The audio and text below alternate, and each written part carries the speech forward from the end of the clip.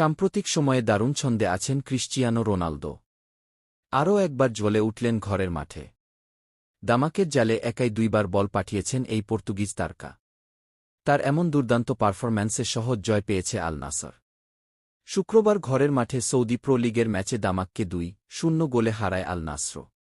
2 অর্ধে গোল 2টি করেন রোনালদো।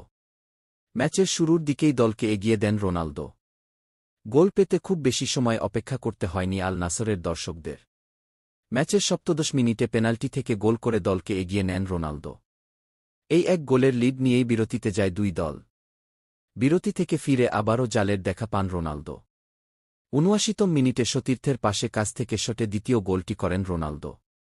৩৯ বছর বয়সী তারকার ক্যারিয়ার গোল হল নয়তো 15টি।